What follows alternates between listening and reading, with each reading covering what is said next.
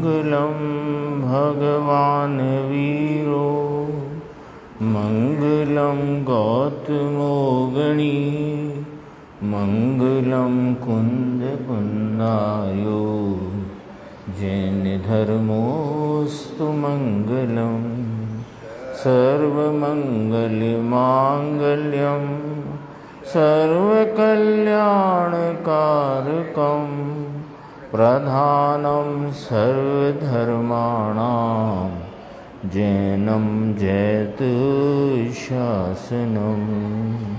सहजानंद चैतन्य प्रकाशाय महीयसे नमो अनेकांत विश्रांति महिमने परमात्मने।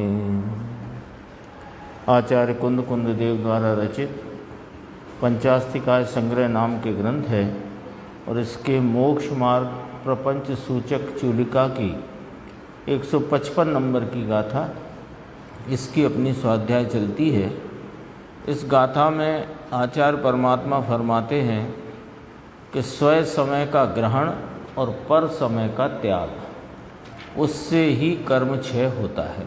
कल जो अपन पढ़ रहे थे ना, तो मिट्टी का पिंड है, भगवान चैतन्य स्वरूप है, दोनों चीज़ भिन्न है। उसके दो पंक्ति छोड़कर यहाँ से देखना, यहाँ तो स्वयं समय का ग्रहण और पर समय का त्याग, यानी उस राग का अभाव, ऐसा यहाँ तो कहते हैं। यह ही मोक्ष मार्ग है, क्योंकि चर्चा वहाँ से प्रारंभ हुई और वहीं सिद्ध करना है कि जीव स्वभाव में नियत चारित्र वही मोक्ष मार्ग है ना। तो स्वयं समय का ग्रहण और पर समय का त्याग। पर समय माने जो पर सन्मुखता की वृत्ति में उठते हुए राग विभाव विकार की मलिन दशा, चाहे वो पंच महाव्रत का राग हो, 28 मूल गुण का राग हो, उस राग का अभाव, ऐसा यहाँ तो कहते हैं। तो मुमुक्षु ने कहा कि देखो साहब, त्याग तो है ना, त्याग की बात तो आई, त्याग है सही, त्याग की बात तो आ गई ना। तो कहा त्याग आया नहीं, काय का त्याग आया? राग का त्याग और स्वभाव का ग्रहण। वस्त्र क्या, वे तो छूट जाएंगे। जब वीतरागता प्रकट होगी तब वस्त्र के कारण से छूट जाएंगे। अपना छोड़ने का विकल्प है इसलिए छूट जाएंगे, ऐसा नहीं है। कितनी स्पष्ट है देखो कि वस्त्र छोड़ने का विकल्प होए तो वस्त्र छूटते हैं, कि ऐसा है ही नहीं।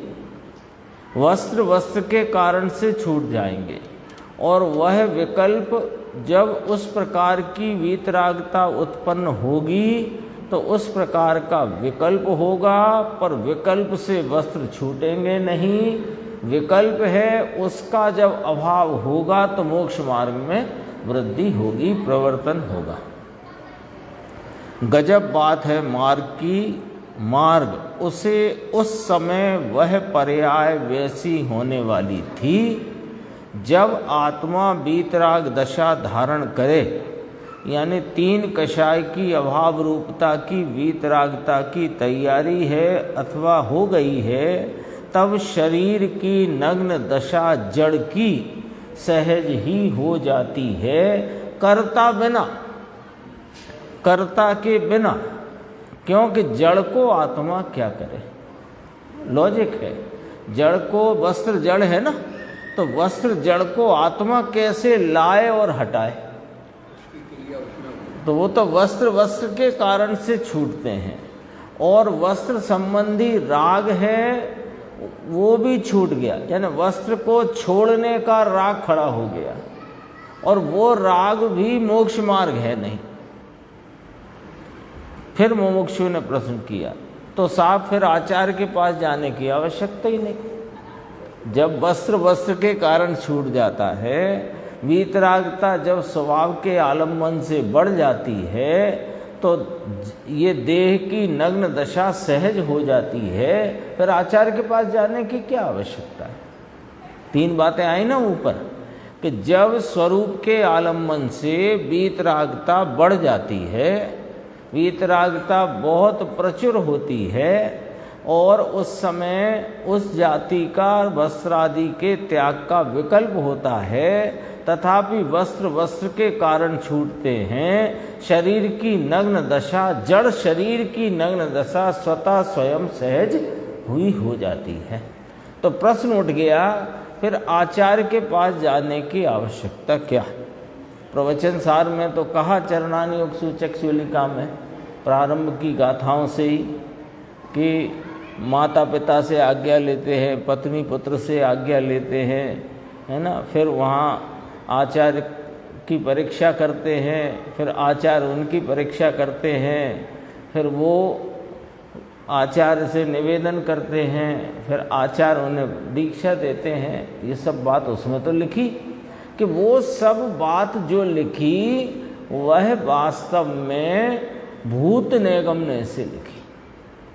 जब स्वरूप की आराधना से, स्वरूप की एकाग्रता से जब परिणति में तीन कषाय की अभाव रूपता वाला ध्यान प्रकट होता है, उसके पहले ये सब होता है, तो ये सब मुनिपने का चारित्र ग्रहण करना, दीक्षा लेना, ये सब भूत निगमने से कथन किया। तो ये तो कर्ता बिना हो जाती है। तो फिर पूछ लिया उन्होंने कि आचार्य के पास जाने की आवश्यकता ही ना रही फिर तो कहा कौन जाए, जाता कौन है? कौन जाता है आचार्य के पास? विकल्प आता है, शरीर की क्रिया होती है, जीव की जैसी होने वाली है वह, उसमें क्या आया? फिर घटित हो गई तीन बातें अलग अलग।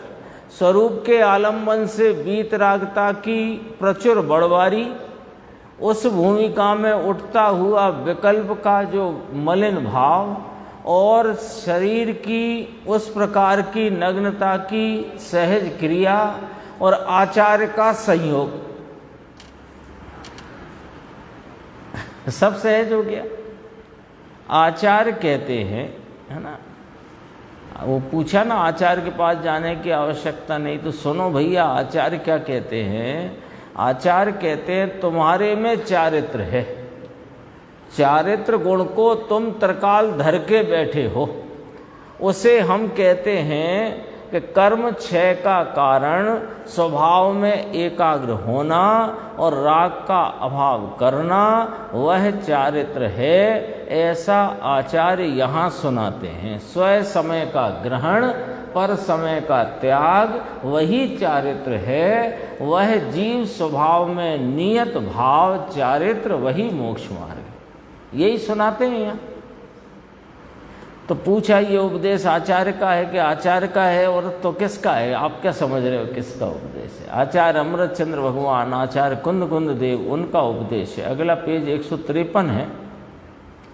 कहते हैं जीव, संसारी जीव को द्रव्य अपेक्षा अर्थात वस्तु अपेक्षा से देखो तो प्रत्येक प्राणी को, चाहे अभव्य हो या कि भव्य हो, ज्ञान दर्शन में अवस्थित होने के कारण जितनी जीव राशि है संसार की ली यहाँ पर प्रमुखता से, क्योंकि संसारी को ही पर चारित्र का त्याग और स्वयं चारित्र का ग्रहण की बात कहना है, सिद्धों को थोड़ी कहना है।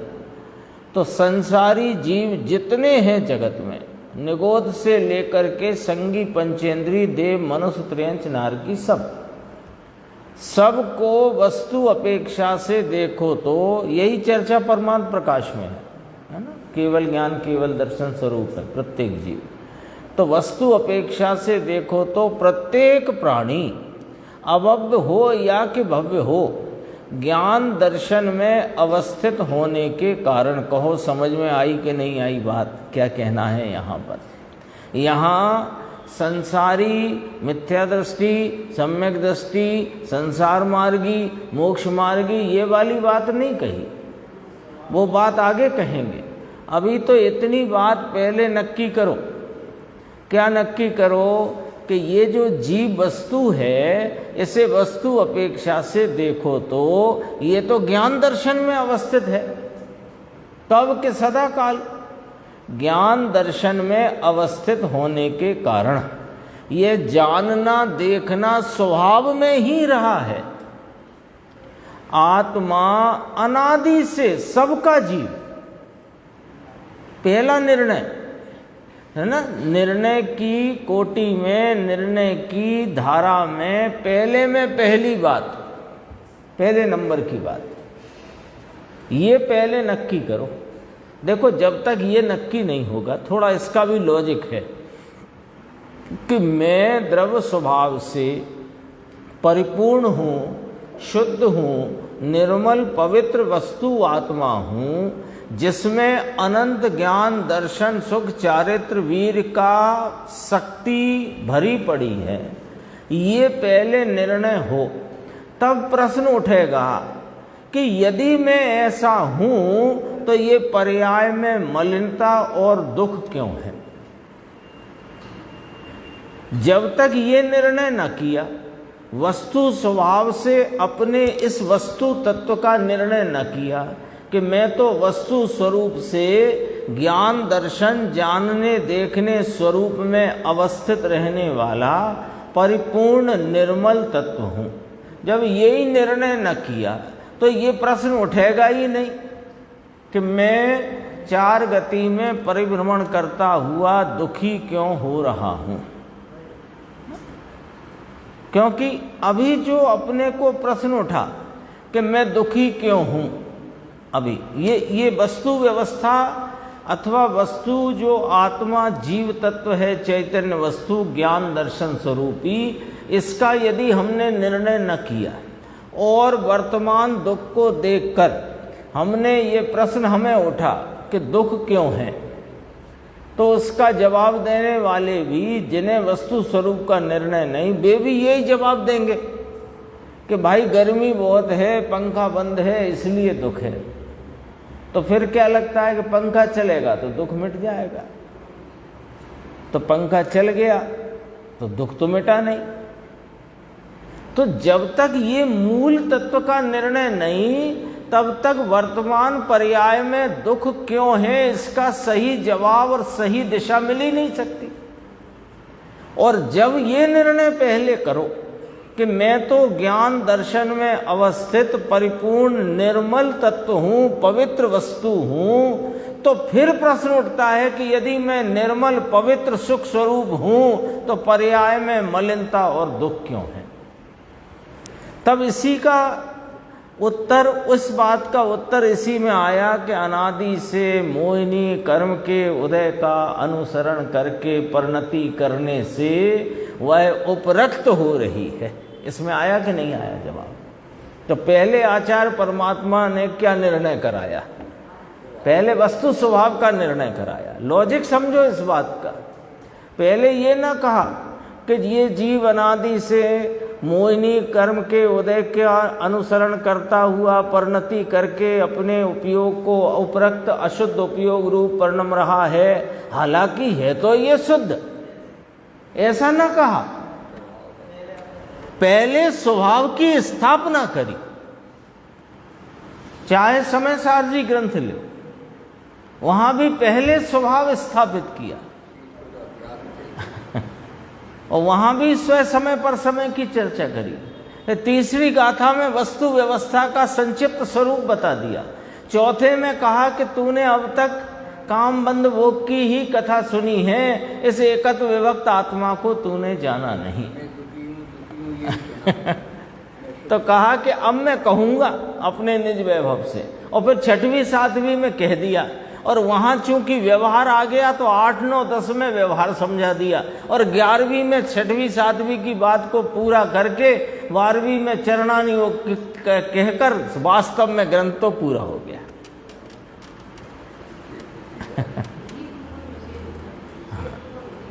हाँ, विधि पूर्वक विषय पहले स्थापित तो करो है। ये जब तक देखो अपना जो प्रश्न है ना दुखी होने का, तो उसका यदि हमें स्वभाव की सुख स्वरूपता का निर्णय नहीं होगा तो तो हम दुख का इलाज भी बाहर ही ढूंढते हैं और फिर दुख मिटता नहीं। किसी का मिट गया हो तो बता दो भैया कि हमारा मिट गया, तो अपन फिर आचार्य भगवान से पूछते हैं भैया इनका तो मिट गया, बाहर के बाहर ही। आत्मा अनादि से सबका जीव, जो गुणी नाम आत्मा, गुण नाम जानन देखन, गुण नाम ज्ञान दर्शन, उसमें ही रहा है।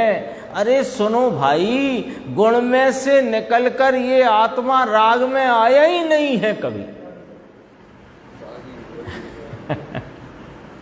ये ज्ञान दर्शन स्वरूपी, ये जानन देखन, ये विशेष चैतन्य और सामान्य चैतन्य नाम ज्ञान दर्शन में अवस्थित ये जीव अपने उस स्वभाव को छोड़कर कभी भी राग में आए ही नहीं है।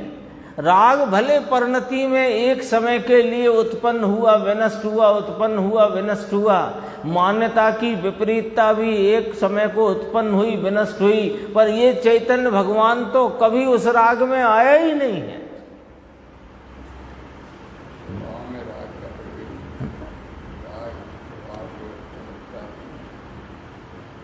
होता है कि नहीं होता? देखो एक छोटी सी बात कहते हैं, जैसे घर में फ्रिज खराब हो गया तो फ्रिज ने ठंडा करना बंद कर दिया।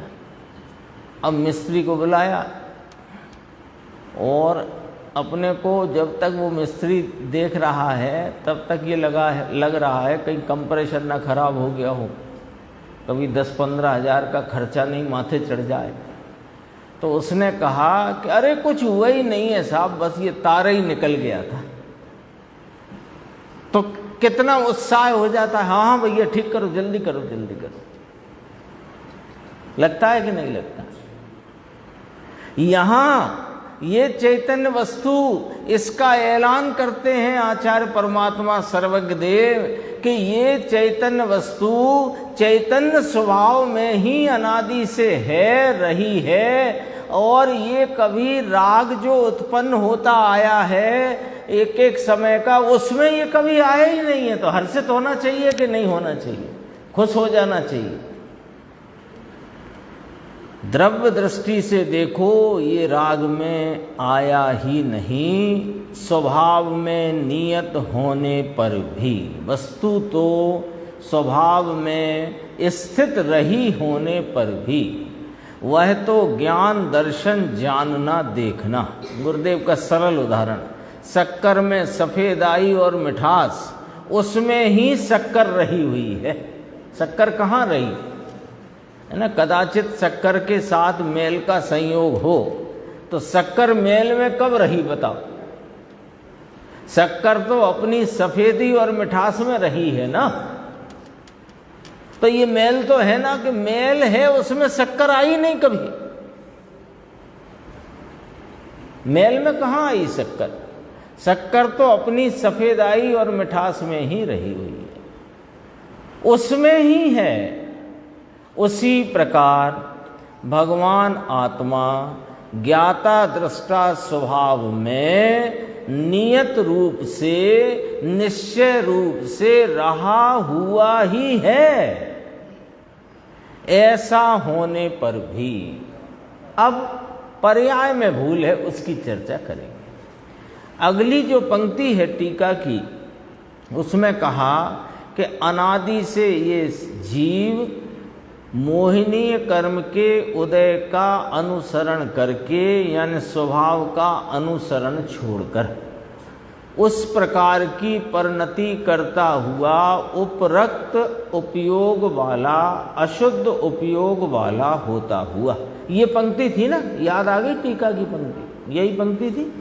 इसका अर्थ गुरुदेव ने बहुत विस्तार से किया इस प्रवचन में। उन्होंने कहा कि मोहिनी कर्म के उदय का अनुसरण माने मोहिनी कर्म ने तुझसे ये नहीं कराया है। इसका खुलासा पंचास्तिकाय इसी ग्रंथ की 62 गाथा से गुरुदेव ने सामने रखा। देखेंगे अपन। देखो अब ये इतना तो नक्की करो एक पॉइंट कि मैं तो ज्ञान दर्शन स्वभाव में सदा काल अवस्थित, ऐसे का ऐसा ही रहा आया हूँ। परिणति में रागादि होने पर भी मैं रागादि में आया ही नहीं, मैं उसको मैंने स्पर्श किया ही नहीं। तो फिर साहेब भूल कहाँ है कि भूल पर्याय में है। अब उसका जिक्र यहाँ से करेंगे। ये अपन आगे पेज नंबर 154। वस्तु आत्मा और उसका स्वभाव ज्ञान और दर्शन त्रिकाल, ऐसा नियत पने होने पर भी अपने स्वभाव सन्मुख का अनुसरण नहीं करके, जो कहा ना मोहिनी कर्म के उदय का अनुसरण, उसमें अंतर में अर्थ छुपा है कि स्वभाव से ज्ञान दर्शन त्रिकाल स्वरूप होने पर भी अपने स्वभाव का अनुसरण न करके दूसरी चीज जो अपने से भिन्न है, कौन के कर्म, यहाँ अनुसरण नहीं किया, स्वभाव का अनुसरण नहीं किया, तो कर्म के उदय का अनुसरण किया, ऐसा कहा जाता है। यहाँ से दिशा पकड़ो, क्या कहना है। स्वभाव का अनुसरण न किया तो इसने कर्म के उदय का अनुसरण किया, ऐसा कहा जाता है। इसका अर्थ समझेंगे अपन। कहा जाता है का अर्थ, भले उसे खबर ना हो कि कर्म है या नहीं, परंतु इस ओर का अनुसरण नहीं किया। है ना, बहुत से ऐसे जीव हैं जिनको पता ही नहीं है कि कर्म नाम की कोई वस्तु जगत में है। तो हमें पता ही नहीं, हम क्या अनुसरण करें उसका। तो कब तुमने अपना अनुसरण नहीं किया तो यही कहा जाएगा कि कर्म के उदय का अनुसरण किया। है ना, समझो अपन ने भी शास्त्र ना पढ़ा होता, मनुष्य की बात करते हैं, जिन्होंने शास्त्र को कभी देखा नहीं, कभी बात ही कान में नहीं पढ़ी, उन्हें क्या मालूम कर्म क्या होता है। एक बात, इनसे नीचे आओ, जो त्रियंच आदि हैं, भले संगी हैं, पर उन्हें क्या पता कर्म क्या है। और जो असंगी है उन्हें क्या पता, और निगोद में है, लेकिन उन्होंने कर्म के उदय का अनुसरण किया है। ये कहां से कहते हो आप कि उन्होंने स्वभाव का अनुसरण नहीं किया है। आगे बात ख्याल में, क्या न्याय है उसका। हाँ, दो ही दिशा, दो ही है ना, या तो अंतरोन्मुख या तो परोन्मुख। तो परान्मुखता है या कि स्वभाव सन्मुखता है। तो परान्मुखता है, ये आप कैसे कहते हो कि स्वभाव सन्मुखता नहीं है, इसलिए कहते। अब घर में नहीं है बच्चा, सुबह से 8 बजे से 12 बज गए, घर में नहीं है, कहाँ घूम रहे थे, कहीं नहीं, मैं तो यहीं तो था। तो यहाँ थे तो यहाँ कहाँ थे तुम, अंदर नहीं माने बाहर थे, बस बात खत्म।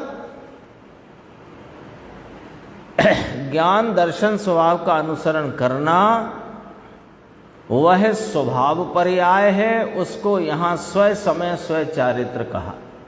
वह बीतरागी पर्याय मोक्ष का मार्ग है। ऐसा अनुसरण ना करके पर्याय में कर्म के निमित्त की ओर का अनुसरण करके, मोहिनी के उदय को अनुसरण करके, तो उदय प्रमाण राग करता है, ऐसा भी यहाँ नहीं कहना है। ध्यान रखना, है ना, तुरंत ही अर्थ निकाल लेगा ये। इसमें बहुत चर्चा ली गुरुदेव ने कि साहिब स्वभाव राग को करे नहीं और कर्म राग को करे नहीं। कर्म राग कराता है, कर्म से राग होता है, ये मानने नहीं देते, और स्वभाव से राग हो सकता नहीं। समय सार में तो पूरे में ही गूंज रही है ये वाली बात। तो फिर हम क्या निर्णय करें। इसलिए हमको तो सरल यही निर्णय लगता है, ये सब पुद्गल का किया कराया है, और कहा भी करता कर्म अधिकार में। उसमें पुद्गल व्यापक है, पुद्गल का व्याप्य है। हमको जच गई, तुम्हें जच गई, लेकिन पहले प्रवचन सार पढ़े आओ, फिर जचाओ। पहले देखो, पहले पर द्रव्य की भिन्नता का बोध होना चाहिए। जब पर द्रव्य की भिन्नता का बोध होता है तब स्वभाव विभाव का अंतर जानने में आता है, अन्यथा नहीं आता है। ऐसे ही आप राग को पुद्गल के खाते में नहीं डाल सकते हो जब तक राग मेरी पर्याय में मेरे अपराध का भाव है ये निर्णय ना किया हो। ऐसे ही नहीं डाल सकते हो, हवा में नहीं उड़ा सकते हो। देखो, लेकिन उसका अर्थ ये भी नहीं निकालना चाहिए कि स्वभाव ने तो राग को स्पर्श किया ही नहीं। अभी पढ़ के आए पिछला पैराग्राफ, ये राग में कभी आया ही नहीं, गया ही नहीं, तो फिर ये जो राग पर्याय में हो रहा है तो ये तो उदय प्रमाण हो रहा है। तो उदय प्रमाण राग करता है ऐसा भी यहां नहीं है। तो फिर आप कहना क्या चाहते हो? आप कहना क्या चाहते हो कि उदय की ओर उसका ही अनुसरण करता है। इसका अर्थ यह है कि यहां उसका जो स्वभाव, जो ज्ञान दर्शन स्वरूप है, उसकी सन्मुखता का अनुसरण नहीं करता। इसका अर्थ है मोहिनी कर्म के उदय का अनुसरण करता है। यदि स्वभाव सन्मुख अनुसरण हो तो उसका संसार नहीं रहेगा, तभी मिट जाएगा कि हाँ तभी मिट जाएगा। और जो थोड़ा बहुत रह गया है राग आदि मलिनता, वो गिनने में नहीं आती। नीचे देखो, अभी अनादि, बीच की पंक्ति 5 छोड़ी है, नीचे देखना। अनादि मोहिनी के उदय का अनुसरण करके उदय प्रमाण इसे बेकार होता है, ये बात तो ली नहीं है, यहां पर ली ही नहीं है, सोचना भी मत। ऐसा है नहीं, उदय प्रमाण नहीं होता बेकार। ये बात तो अपने 62 नंबर की गाथा में आ गई है। ये तो 155 चलती है, 62 गाथा आ चुकी है ना, उसकी विस्तार से चर्चा हो चुकी है कि कर्म के निमित्त की अपेक्षा रखे बिना जीव अपना विकार षटकारक रूप से करने में स्वतंत्र कर्ता रूप से है, पर की कोई अपेक्षा है नहीं, है ना। कार कांतरो न अपेक्षते, उसमें शब्द दिया है, अन्य कारकों की जिसको अपेक्षा नहीं है, पर की कोई अपेक्षा है नहीं, ऐसी वस्तु की स्थिति है। अब क्या करें? जैन में कर्म ऐसे घुस गए हैं ना, कर्म से हैरान हुआ, कर्म से हैरान हुआ, कर्म आए तो विकार होता है, जरा क्रोध तीव्र आ गया, कोई मायाचारी का भाव आ गया, हम क्या करें? उदय ही ऐसा आ गया साहब, उदय क्या करे?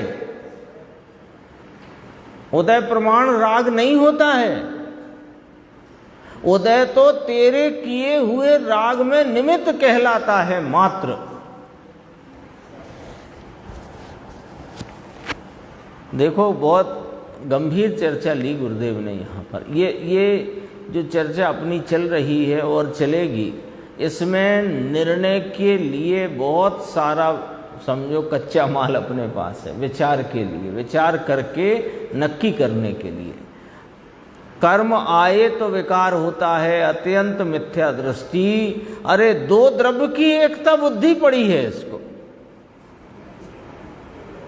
कर्म पुद्गल और तू जीव। राग चिद विकार है, चेतन का विकार है, चेतन की परिणति में होता हुआ विकारी भाव है, चेतन का स्वभाव नहीं है, पर चेतन की परिणति में होता हुआ विकारी भाव है। और वो कर्म पुद्गल कराए तो तेरे को तो दो द्रव्यों की एकता बुद्धि पड़ी है। लॉजिक समझो, एक एक लॉजिक से। ये लॉजिक क्यों आते हैं गुरुदेव की व्याख्या में? कि हमें उन पर विचार करके निर्णय करना चाहिए, वास्तविकता तक पहुंचना चाहिए। अकेले सुनने सुनाने का काम नहीं है अपना। अपना काम है जो कुछ अपन सुन रहे हैं उस पर चर्चा करते हैं, विचार करते हैं, तो उसको और विचार श्रेणी में आगे बढ़ाकर निर्णय तक लाना चाहिए। और फिर जैन कर्मवादी ऐसा मानते हैं, कर्मवादी, अपने ईश्वरवादी नहीं, वे तो हाँ अन्य मत वाले ईश्वरवादी। जैन कर्मवादी, अपना कर्म ईश्वर, कर्म कराए। कर्म तो जड़ है, जड़ तुझे कुछ कराता है क्या? प्रश्नवाचक। जड़ यदि आत्मा के कार्य को करे तो दो द्रव्य की एकता बुद्धि हो गई और जगत के सब द्रव्यों की स्वतंत्रता खंडित हो गई। और जगत में सर्वज्ञ देव ने अनंत द्रव्य बताए हैं, तो अनंत कब अनंत रहेंगे कि सब स्वतंत्र रहेंगे तो अनंत रहेंगे। एक मिलकर एक में एक मिला तो दो मिलकर एक हुए तो अनंत मिलकर एक हो जाएगा, फिर अनंत कैसे रहेंगे? ये न्याय आया पंचाध्यायी में, ये वाला न्याय। देखो उदय, मोहिनी का उदय। मोहिनी का उदय कौन से द्रव्य की पर्याय है? कि पुद्गल की, जड़ की पर्याय है। वह तो जड़ की पर्याय हुई। अनुसरण कौन कर रहा है? कि जीव कर रहा है। क्यों? कि अपने स्वभाव का अनुसरण नहीं कर रहा। ये आत्मा ने उस ओर का झुकाव किया, ये अपने उल्टे पुरुषार्थ से किया है, विपरीत पुरुषार्थ से किया है। देखो फिर नीचे देखना, अभी तो पर्याय की स्वतंत्रता। अरे विकार करने में भी स्वतंत्र कर्ता पने से यह जीव विकार करता है। लो अब समझना जरा बिल्कुल एकाग्रता से। अभी आप कहते हो कि जीव तो ज्ञान दर्शन में सदा काल अवस्थित है, ये राग में आया ही नहीं, और राग का कर्तापना मिथ्या दृष्टिपना है। एक तरफ ये बात कहते हो, फिर कहते हो कि पर्याय पर्याय की स्वतंत्रता, विकार करने में भी जीव स्वतंत्र है और उसका वह परिणाम स्वतंत्र कर्तापने से होता है। अब ये कहते हो, अब ये दो बातों का मेल कैसे बैठे? एक तरफ कहना कि राग का कर्ता माने तो मिथ्या दृष्टि, और राग को कर्म का कर्ता, राग का कर्ता कर्म को माने तो मिथ्या दृष्टि। अभी आया ना, दो द्रव्यों की एकता बुद्धि, मिथ्या दृष्टि। और राग का कर्ता आत्मा को माने तो मिथ्या दृष्टि। अब देखो इसमें इसका मेल कैसे बैठता है कि आत्मा स्वभाव से राग का कर्ता तीन काल नहीं है, पर पर्याय में आत्मा की ही एक समय की पर्याय में जो राग उत्पन्न हुआ है, उस राग का कर्ता वह राग है, आत्मा भी नहीं और कर्म पुद्गल भी नहीं। आई बात ख्याल में आई? ऐसे मेल है ये पूरी बात का। स्वभाव से देखो तो यह आत्मा ज्ञान दर्शन स्वरूपी ये कभी राग को करता नहीं,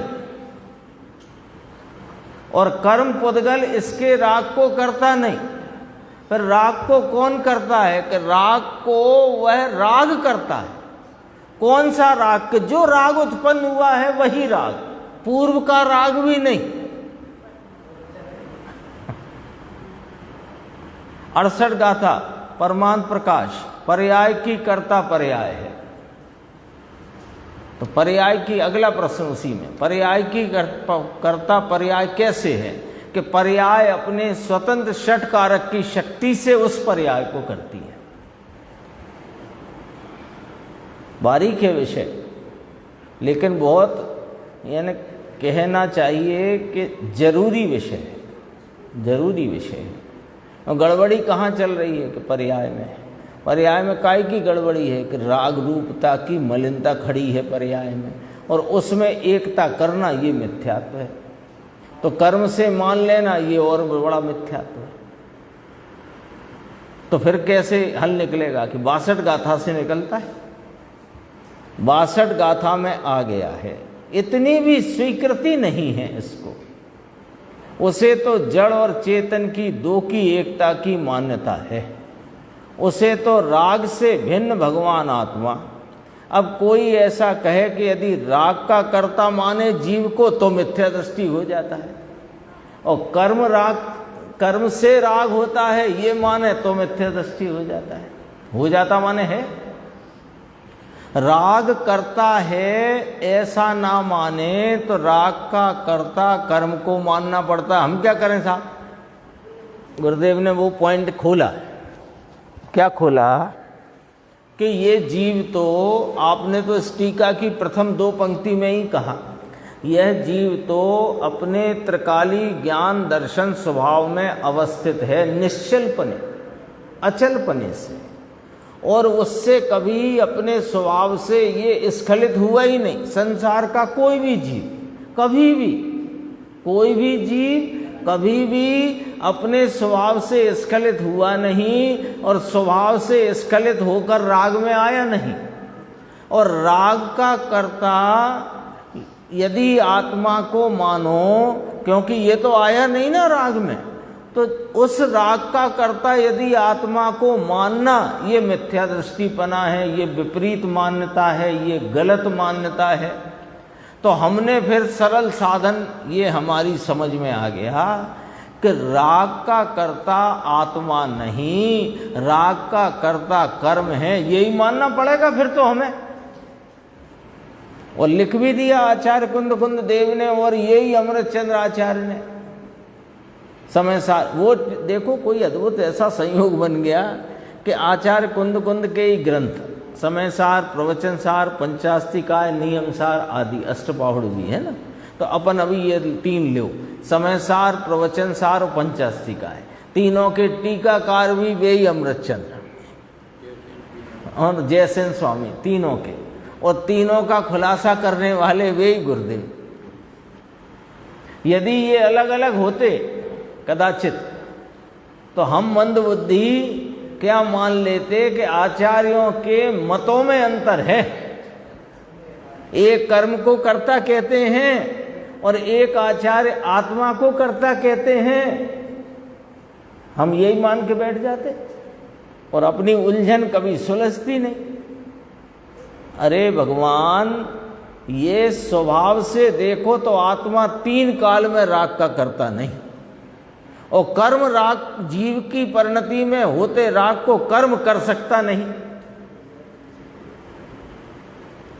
तो फिर निकाल क्या है? कि निकाल ये है कि एक समय की सत्ता रूपता से, उत्पाद रूपता से जो राग जीव की पर्याय में उत्पन्न हुआ है, उस उत्पन्न हुए राग का कर्ता वह पर्याय ही है।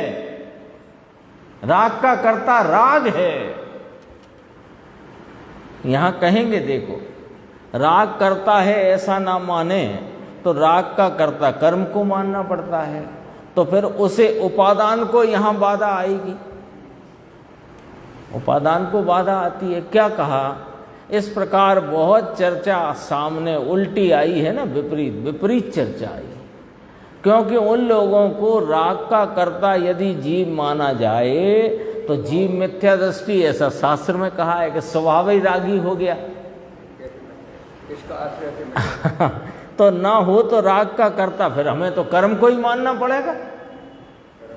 राग तो हाजिर है कि नहीं पर्याय में, तो पर्याय में होते राग का कर्ता जीव है नहीं। जीव तो अपना एकला बैठा है नित्यानंद, वो तो करे नहीं, तो फिर हमें कर्म को ही कर्ता मानना पड़ता है। तो कर्म को मानता है भाई, तो कर्म से आत्मा में राग नहीं होता, इसका उन्हें विवाद उठेगा। क्यों विवाद उठेगा? कि 2 द्रव्य की एकता बुद्धि का मिथ्या तो खड़ा होता है।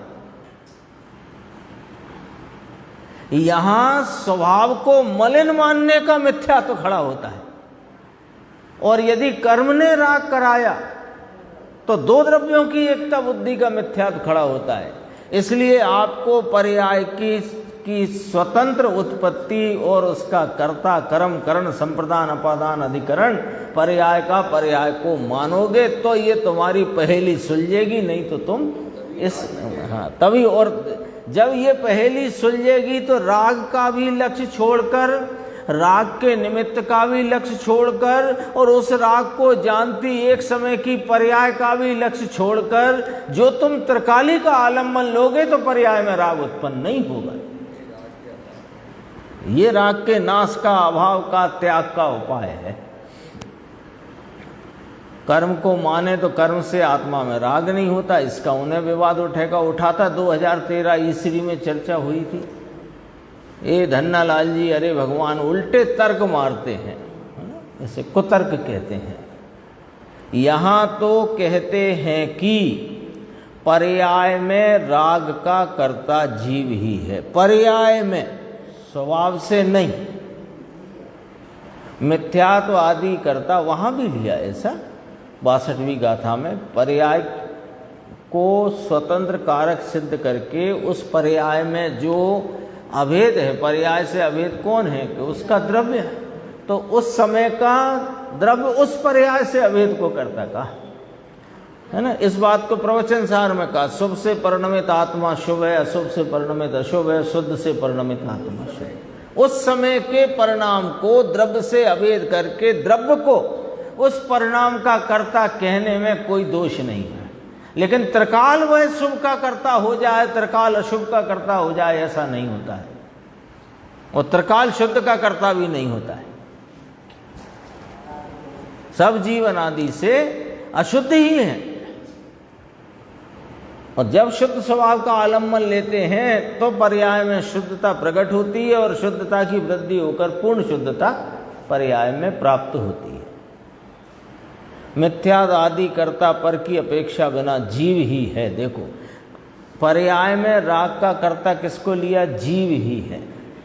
मिथ्यात्व आदि कर्ता, मिथ्यात्व आदि भाव का कर्ता, पर की अपेक्षा बिना, दर्शन मोहिनी कर्म के उदय आदि की अपेक्षा बिना जीव ही है।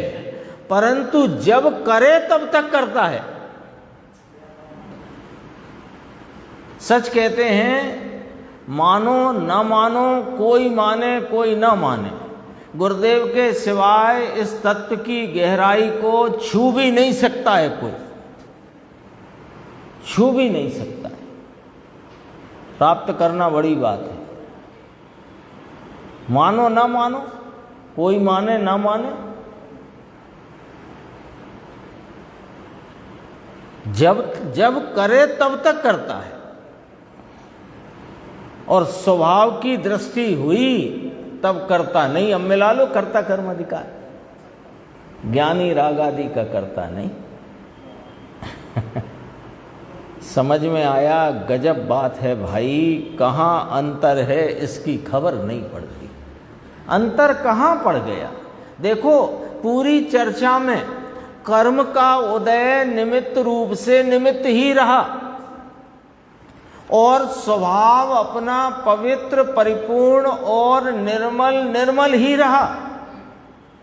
और पर्याय में जो राग हुआ, उस समय के क्षणिक उपादानगत योग्यता से हुआ राग, उस राग का कर्ता वही राग है। वो 6 के 6 कारक उस राग पर्याय पर घटित होते हैं। कर्ता, कर्म, करण, संप्रदान, अपादान, अधिकरण। यानी राग ने राग को किया गया कार्य राग है, राग का साधन राग है, राग में से राग हुआ है, राग के लिए राग हुआ है, राग के आधार से राग हुआ है। ऐसे राग से परिणमित जीव को अभेद कहकर उस समय उस राग का कर्ता जीव को कहा। कब? कि जब राग है तब। इतनी बात आ गई कि नहीं? अभी आज की स्वाध्याय की इतनी चर्चा। स्वभाव की दृष्टि हुई तब करता नहीं। गजब बात भाई। कहाँ अंतर है इसकी भी इसे खबर नहीं पड़ती है ना। अंतर कहाँ पड़ गया देखो। इसी प्रकार ये सोनगढ़ वाले को, विकार को यदि कर्ता माने तो मिथ्या दृष्टि कहें, और विकार को कर्ता ना माने तो फिर कर्म को ही कर्ता मानना पड़ेगा। और हम कर्म को कर्ता कहते हैं तो भी आप मिथ्या दृष्टि कहते हैं। अभी कहा था ना, 2 द्रव्यों की एकता बुद्धि का मिथ्यात्व। तो कर्म से विकार होता है उसका इन्हें विवाद उठेगा। अरे भगवान शोभालाल जी, यहाँ क्या कहते हैं सुनो तो सही। जब तक विकार करता है, पर्याय बुद्धि में पर का अनुसरण करता है, तो पर की अपेक्षा बिना जीव ही करता है। उसमें कर्म के उदय की अपेक्षा नहीं। तो आप ही तो कहते हो औदैहिक भाव सापेक्ष भाव है जिसमें कर्म के उदय की अपेक्षा है, कथन में, परिणमन में नहीं। ये भी ध्यान रखना। औदैहिक भाव है ना, राग को क्या औदैहिक भाव में ही डाला है, बताया है, समझा है, समझाया है। औदैहिक भाव है ना, तो औदैहिक भाव है तो आप कहते हो कि उसमें राग के निमित्त की अपेक्षा होने से, जब 5 भाव की चर्चा करते हो तब यही तो कहते हो कि ये परम पारणामिक अनादि अनंत परम निरपेक्ष भाव है और औदैहिक भाव आदि सापेक्ष भाव है, कर्म सापेक्ष है। कोई को कर्म के सद्भाव की अपेक्षा है, कोई को कर्म के अभाव की अपेक्षा है। औपसमेक्षाय उपसमेक्षाय, अभी तो बात अपनी औदैहिक की चलती है, राग की। अरे वो सब परिणाम औपसमिक हो, छायोपसमिक हो, छायक हो, सब परिणाम का कर्ता परिणाम है। तो फिर अपेक्षा है कि किसी की अपेक्षा नहीं परिणमन में, परिणमित परिणाम के कथन में अपेक्षा है। परिणाम में, परिणाम को परिणमने के लिए किसकी अपेक्षा? स्वतंत्र है, निरपेक्ष है। पर्याय के कारक पर्याय में घटित होते हैं। ये बात को समझना हो तो एक बार चर्चा चल गई। पर्याय के कारक और द्रव्य के कारक की भिन्नता जो गुरुदेव ने कही, वो कहाँ पर से कही? विभुत्व शक्ति पर से बात चली थी। कभी आएगा प्रकरण, लंबा है वो, कभी आएगा मौका तो उसकी भी चर्चा करेंगे। विभुत्व शक्ति है ना, उस पर से गुरुदेव ने सिद्ध किया कि द्रव्य के कारक भिन्न हैं और पर्याय के कारक भिन्न हैं। ये लोगों को, विद्वानों को बड़ा लगता है, कहाँ लिखा है, कहाँ लिखा है? अरे लिखा ही होता है क्या? समझो ना बात को, न्याय से, युक्ति से, विचार में लेकर के। अरे भगवान, क्या कहा? पर की अपेक्षा बिना जीव ही करता है, मोह को, राग को, द्वेष को। उसमें तो किंचित मात्र अंतर नहीं, यानी इस बात में कहीं कोई किंचित भी दिक्कत ही नहीं है, कोई दिक्कत नहीं है ये कहने में कि जीव ने ही अपने उस समय के परिणाम में रागादि भाव को किया है। उस समय वह जीव उस भाव का करता है, ये कहने में कोई दिक्कत नहीं। पर स्वभाव से तुम कहो तो स्वभाव से त्रिकाल करता है, और कर्म राग का कर्ता हो नहीं सकता। यदि मानोगे तो 2 द्रव्य की एकता का वहां पर प्रसंग आ जाएगा। परंतु जब राग से भी आत्मा भिन्न है, ऐसे स्वभाव की दृष्टि हुई तो राग होता है वह उसका गेय हो गया। तो पहले क्यों गेय नहीं था? कि तूने बनाया नहीं था। गेय कैसे बनता है? कि तू राग को अपना स्वरूप मानेगा तो गेय कैसे बनेगा? जब ज्ञान दर्शन स्वरूप आत्मा को आप रूप पहचाना तब राग गेय बना। ये चर्चा अभी नियम सार 110 गाथा की 123 नंबर के प्रवचन में आई कि सम्यक एकांत की स्थापना के बिना राग का ज्ञान, पर्याय का ज्ञान भी इसे नहीं होता। प्रमाण कहाँ से आया? अनेकांत स्वरूप वस्तु है ना, ये प्रमाण का विषय है। तो अनेकांत स्वरूप वस्तु, द्रव्य पर्याय स्वरूप वस्तु, ये प्रमाण। तो जो तुझे जब तक यह द्रव्य द्रव्य रूप से नक्की नहीं हुआ, ये द्रव्य तुझे पर्याय मात्र से भिन्न एक रूप द्रव्य स्वभाव तेरी दृष्टि में सम्यक एकांतपने जब तक नहीं आया, तब तक तुझे पर्याय और राग का ज्ञान नहीं हो सकता। क्यों नहीं हो सकता साहब? पर्याय को हम जानते तो हैं। तो पर्याय को तुम पर्याय कब जानते हो? तुम तो पर्याय को द्रव्य मानकर बैठे हो। जब तुम द्रव्य को द्रव्य और वीतरागी स्वीकार करोगे तो पर्याय को पर्याय और राग को राग जानोगे, तब वे गे बने। धर्मी को राग गे हो गया, कर्ता का कर्म ना रहा।